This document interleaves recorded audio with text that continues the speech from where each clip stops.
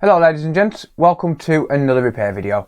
Today we're going to be working on this Xbox Series X which has been sent in, and this particular console has been sent in because it's got a busted HDMI port, and thankfully the HDMI ports have recently become available on places like eBay and AliExpress, so that means that we can finally start fixing these devices. So basically this has been sent from Console Repair London because he didn't have any HDMI ports in stock, and mine had just arrived, so they arrived at the absolute perfect time. And basically what's happened with this is it's been knocked while the console was plugged in, and it damaged the HDMI port. It's a little bit difficult for me to get any decent camera angles given the size of this thing compared to the normal Xboxes. Normally I'd have my camera just above me here, but I've moved that to in front of me just so as you can see this console in all its glory. To be fair, I mean, given the fact that these are only a few months old, it's hard to believe that people are breaking these already. I do want to put something out there quickly. There's going to be a few comments where people are saying send it back to Microsoft. It's not going to work, because even if the device is in a warranty, I mean this is in warranty, but even if a device is in a warranty period, they will not cover user damage. That includes accidental damage. That is something that you would need insurance for, not warranty. So sending this back to Microsoft is not an option. It has to go to independent repair. Otherwise you have to pay Microsoft's extortionate fees to do an out of warranty repair. So yeah, just thought I'd put that out there. If you think that this can be sent back to Microsoft, they would not take it whatsoever. They would tell you that it has to be an out of warranty repair, and third party independent repair is much cheaper than out of warranty repair. That is a guarantee. So that being said, let's just show you what's going on with this. I'll show you the back of the HDMI port, and then we'll take it apart and we'll try and fix it. So one other thing that I want to put out there is that this is going to be my first Xbox Series X that I've worked on. However, I have researched how to disassemble them, and I do have on my phone right now a Xbox Series X teardown guide from iFixit. So big thank you to iFixit for actually providing these guides so that people like me can do my job safely without having to risk breaking the customer's devices. They take the time to make those videos. Highly recommend you go and check out their channel. The video is not sponsored by iFixit, but they do some pretty good guides on tearing down these consoles. So I'll leave a link to them in the video description. But that being said, let's see what's going on with this, and then we'll see what we can do about getting it fixed. So if we take a look on the other camera angle here, it's probably going to be a bit easier to actually get a decent shot of it. But if we take a look on the inside of the port, you can see that it's all busted up on the edge, and yeah, it's not going to work because several of the pins are damaged. So I'm not even going to attempt to turn this on. I don't know if it's been attempted to be turned on, but I don't turn them on when we've got a broken HDMI port. And the reason for that is because I don't want the HDMI encoder to end up being damaged because of a shorted port. And when we've got, for example, a short on the 5-volt line, I mean, I don't know which way around these particular devices are organised in terms of pin layout, but if, for example, we've got a short on pins 17 and 18, which is ground and the 5-volt line, then there's a good chance that we could end up getting a shorted ESD protection IC. Now, if these are anything like the Xbox One X, then we're not going to be able to get those ESD protection ICs.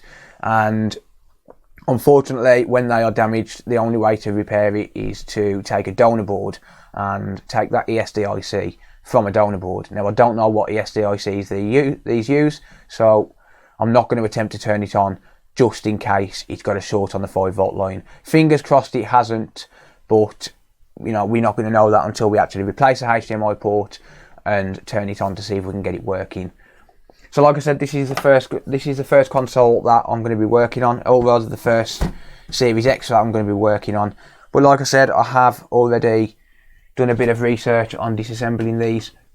Unfortunately, there's always got to be that first that we work on, and this one is that. So what we need to do here is we need to replace this HDMI port here. So the first thing that I'm going to do that is I'm going to pop it upside down. I need to find a way.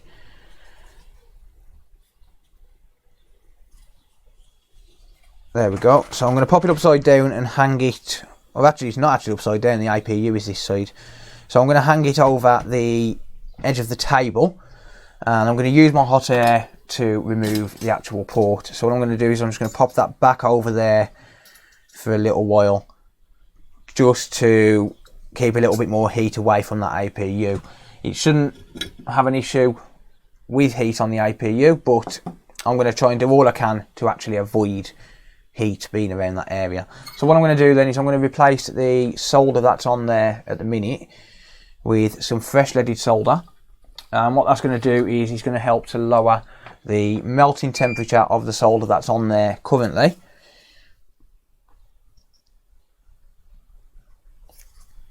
And make it easy to remove this port. So now it's just a case of just a standard HDMI port replacement. And just basically follow the same methods that I normally use. And one of those methods, like I said, is to lower the melting temperature a little bit. So you could use low melt solder for this. I don't actually have any low melt solder because I don't generally use it. I don't generally need it.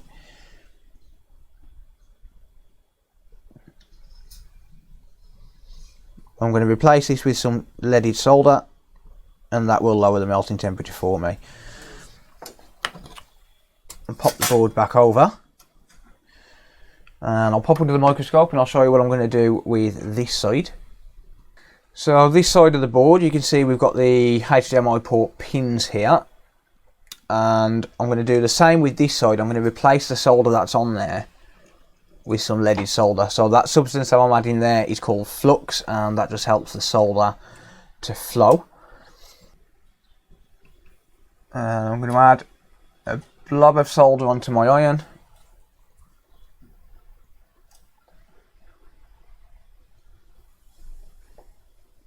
And just basically spread the solder over the pins on the port, and that's just going to mix the solder together. I'm obviously not bothered about bridges, but that's going to mix the solder together and lower the melting temperature needed to actually remove the port. So like I said, I'm not bothered about bridges at all. I just want to get the temperature as low as I possibly can. So let's pop back to the main camera.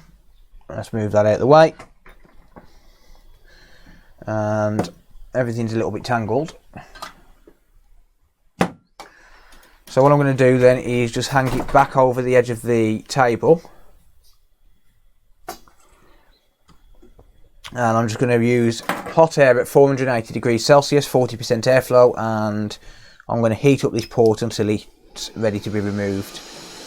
I'm just going to literally hover the hot air over the edge of the board, and actually it might be wise to do this from the other side.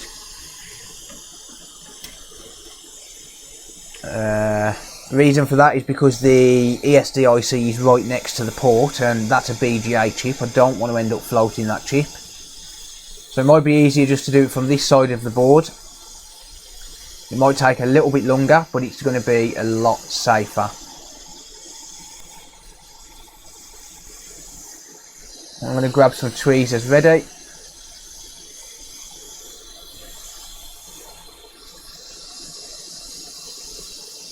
And every so often I'm just going to come in and give the port a tiny little wiggle.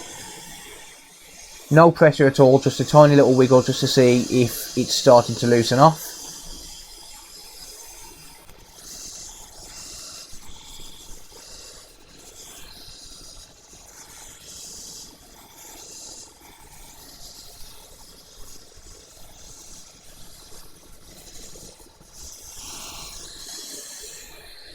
Okay, and I can see that the solder on the back legs is fully melted. So there are some plastic legs going through the board on this as well. So you need to be mindful that it's not just going to come loose freely. It is going to be something we're going to need to give a little bit of a wiggle to. But You need to make sure that the back legs, the actual pins, are melted fully before you do that.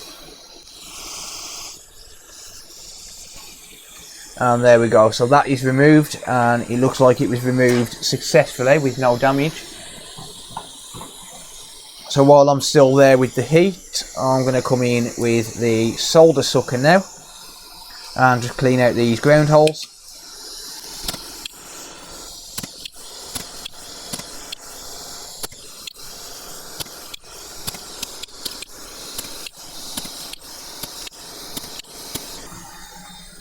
So that's pretty much ready to start cleaning up now, ready to put the new port on. So let's pop it under the microscope and I'll do that. And as you can see there, we've got no damage to that port.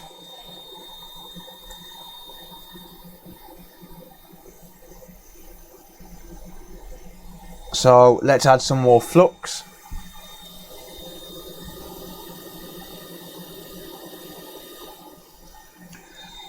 And then I'm going to come in with the soldering iron and just replace the solder that's on these pads now. And clean them up, ready to install a new port.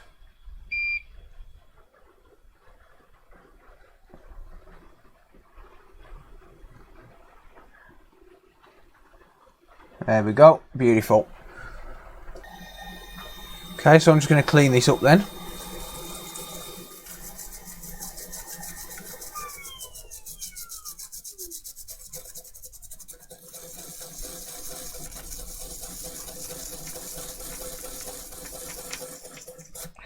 So just use some isopropyl alcohol with a toothbrush there just to clean that. And now what I want to do is I want to take a brand new port and I want to get it lined up ready for installation. So let's just take a look at the alignment of the pins. Absolutely perfect. So I'm going to flip the board around. Okay, and that doesn't seem quite the right size there. Right, let me do a comparison. So this is the new port. This is the old port.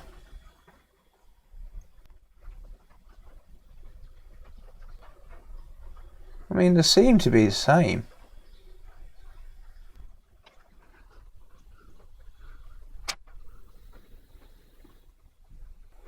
They do appear the same port, but it doesn't seem to like have a nice fit. Okay, well, I'm sure we'll work it out. Right, so I'll show you what I mean. So if we take a look here, the port doesn't seem to go, or rather the legs don't seem to go all the way through the actual port, which is quite odd. Let's take a look at the old one. Oh, they don't go through on that either. That's weird. Okay, well,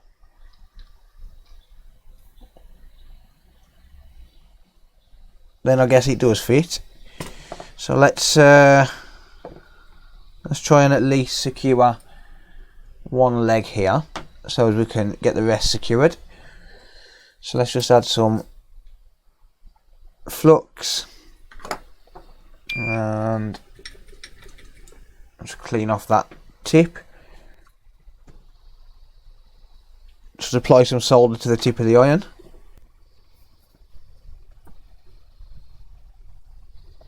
Yeah, them legs definitely don't go all the way through, so I might have to secure it from both sides, because that is 100% pushed all the way through, or at least as far as it will go.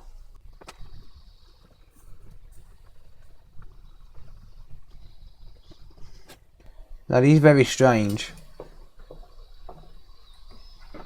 Right, well, that solder appears to have gone through, so I'm going to try and solder it from this side as well, just to secure it fully, because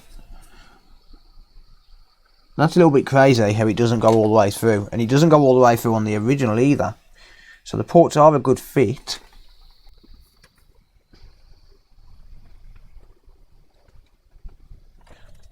So I basically need to get enough solder inside the port for it to push through, or inside the holes for it to push through, and solder it that way.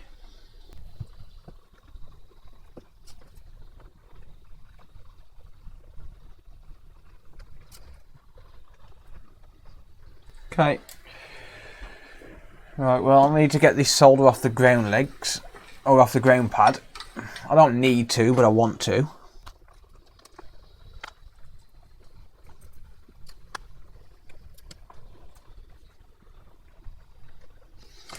Right, well, let's just clean that up and see if that's secure.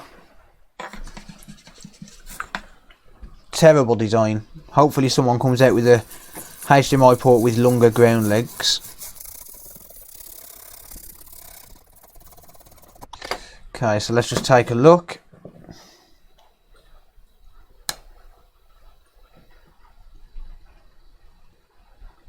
Yeah, I'm still not happy with how insecure that feels. I'll be honest. More so on the front legs than on the back. But I'm not happy.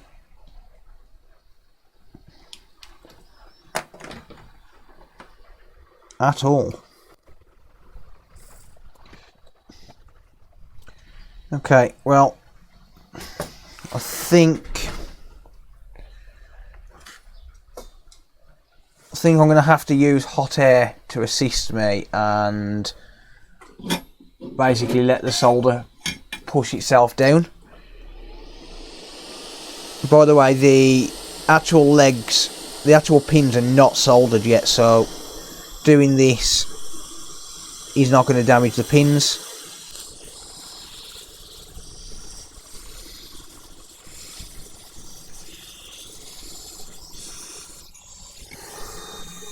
Right, well, I believe that solder has pushed down and through the legs and made a contact with the port. And yeah, that's a lot more secure.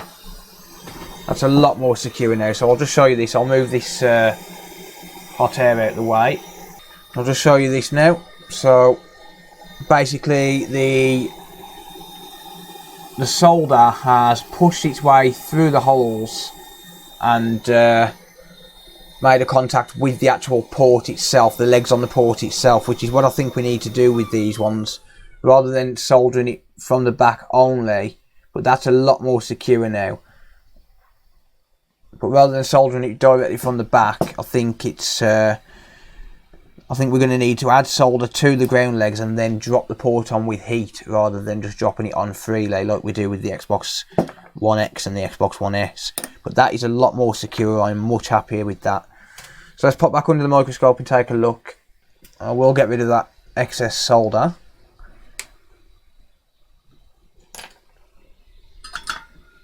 But right now I just want to see if these ground legs have soldered. Oh, sorry, these pins have soldered. Because I've used hot air in the area, we might find that we don't actually have to do anything else to this. Nope, that didn't solder. Oh well, we'll solder them by hand. So I'm going to use a soldering iron, add some flux, and now it should just be a case of a standard HDMI port job, now that we've got the port secured nicely.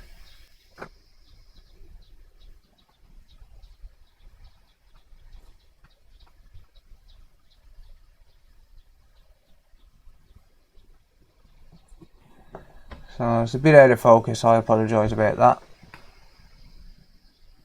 Didn't actually notice. I'm just going to get rid of the solder bridges. Just use the drag method there and the excess solder stuck to the tip. But now I'm just going to basically slide down each one and pull out any solder which might be hiding behind the port. Use the drag method again.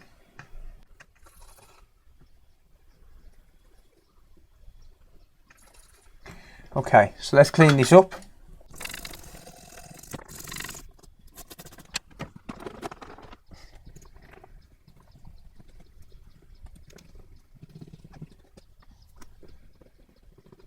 Alright, so let's give this a test then.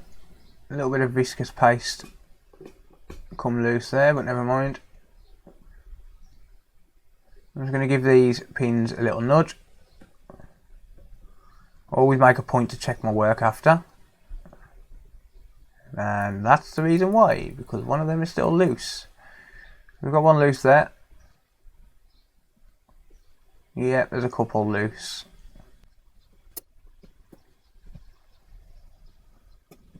Okay. There's a couple of loose pins. So we'll just go over them.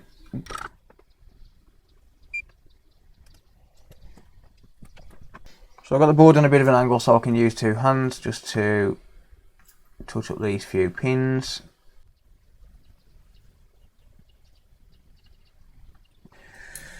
And I'll deal with these bridges in a minute.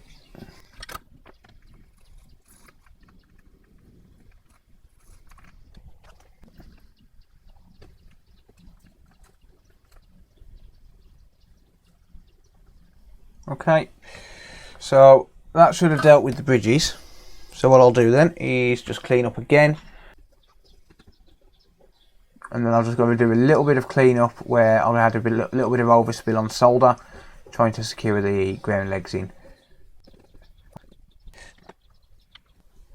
And good to go. So now it's time to get this reassembled. So I'm just going to clean this.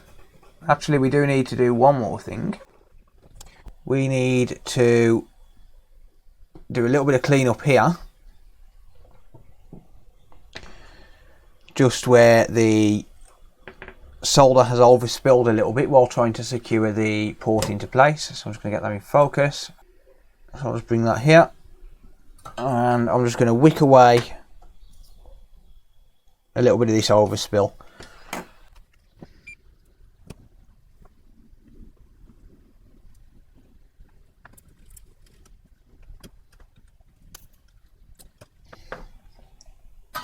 Okay, let's clean that up. Port is beautifully secured now. I'm happy with that.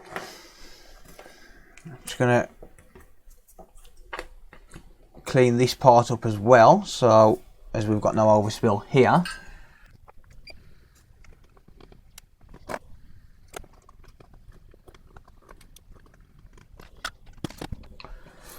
Gives that a clean, and yes, it looks a little bit silver there, but that doesn't matter. That doesn't matter one bit.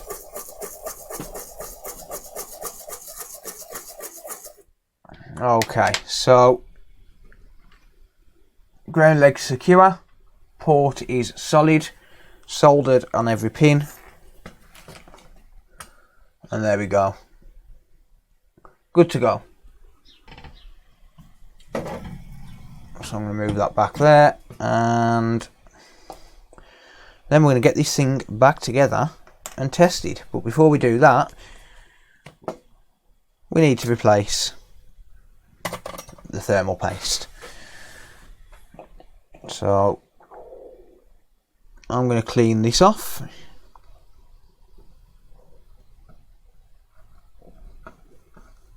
There we go.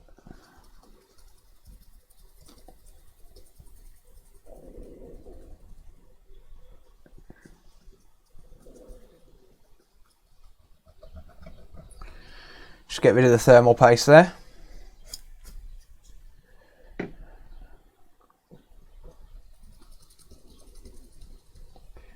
And I'm going to pop some fresh MX4 on.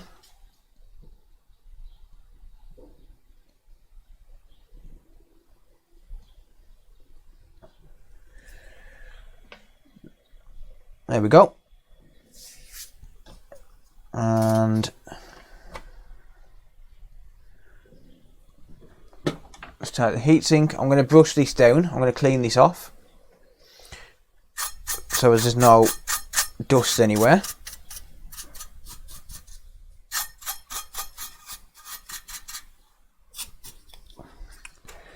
And I'm also going to clean off the copper heatsink as well.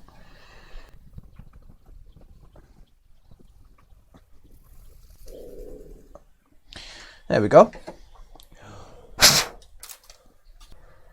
Okay, just going to line this up and start to screw it down.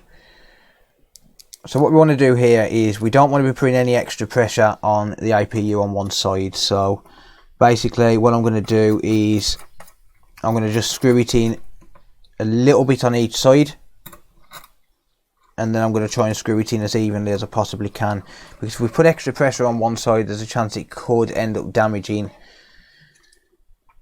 the APU itself, and then it would need reballing just to be able to get it working. And obviously if we can't even get an ESD protection IC for this, we're not getting a stencil to be able to reball it. So I'll just try and be as careful as we can. You'll notice I'm doing this bit by hand, and that's so I'm in full control of the pressure at all times.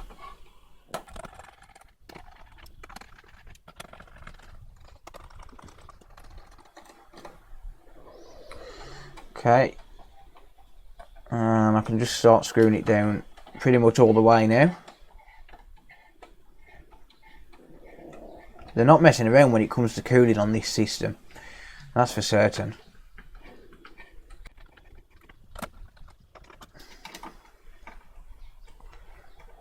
And there we go, nice and secure. So I can pop this plate back over now. And put it the wrong way, of course. It goes that way. There's one corner where it's actually a corner, where it's actually an angled corner, 45-degree angle, and I didn't notice that before. But never mind, it's fine as long as it's back on there. Right, okay, so a little bit of a jump cut there because I run out of internal storage yet again. I really need to do something about that, but never mind, I'm sure I'll manage. Okay, so I'm going to start getting this back together now then, so as we can test it. And ideally I just want to put it back together enough just for initial testing. So let's grab a HDMI cable. So my capture card at the minute is playing up, and plus I need to confirm this is 100% working on a TV, so obviously I'm going to use the TV, and there's going to be some trolls come out of the woodworks because the TV I use has got a broken screen. I'm not paying £300 on a 4K TV just to use to test consoles. Not when I can get by perfectly fine with one with a broken screen. And I bought it like that. I bought it for £40 and it serves every single purpose I need. I don't need to actually play games on it, so I'm more than happy with a broken screen. Right, so moment of truth, I'm going to grab a controller and let's turn it on.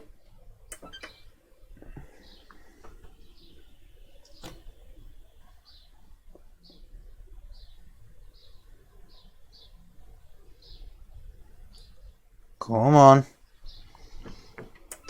Okay, that didn't turn on for some reason.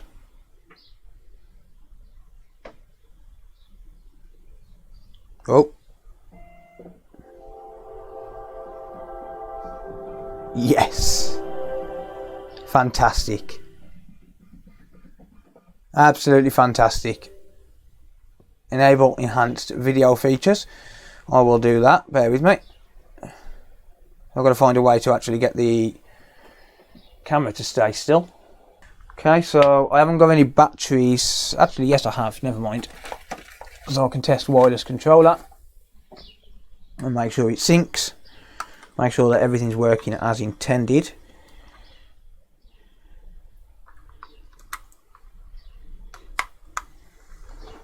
I'll turn on that. I'm going to sync a controller to it.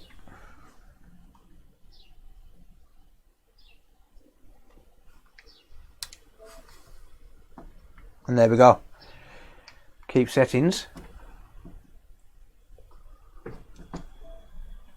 Enter your passkey. Lovely. Well, I hate it when they do that. Right, settings. So for some reason it's just gone back into 644.80. Probably because I cancelled signing. Let's enable that. And there we go. 60 Hz refresh rate. Does this TV support 120? Apparently so. No, so alright, and 1080p at 60 Hz. At 120 Hz. Yep, 4K UHD, 60 Hz. So yeah, that's absolutely perfect. Yeah. Do we have a disc?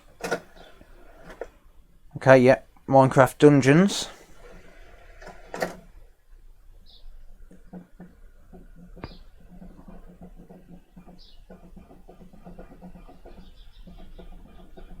There we go. Disk drive is working absolutely fine. Bluetooth is obviously working because we're using the controller wirelessly. So let's just check the network and make sure that Wi-Fi is working.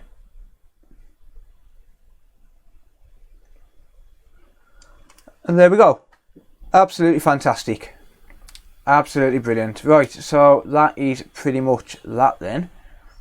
Yeah, so that's going to be it for this video then. Thank you very much for watching. If you do have any comments or questions, leave them down in the comment section down below. I will always do my best to answer. If you want to organise your own repair, you can do so by getting in touch using the email address in the video description. I am obviously now offering next gen console repairs as well, so if you do have a damaged HDMI port, get in touch and I'll help you out as best as I can. If you enjoy what you see, be sure to hit that thumbs up button and hit the subscribe button at the same time, turning on bell notifications so that you don't miss any future repair videos. If you want to support the channel, you can do so by becoming a Patreon supporter or by becoming a channel member, and all supporters and channel members get early access to most of my videos. But that's going to be for this one, guys. Thank you very much for watching, and until next time, I'll see you later. Bye for now.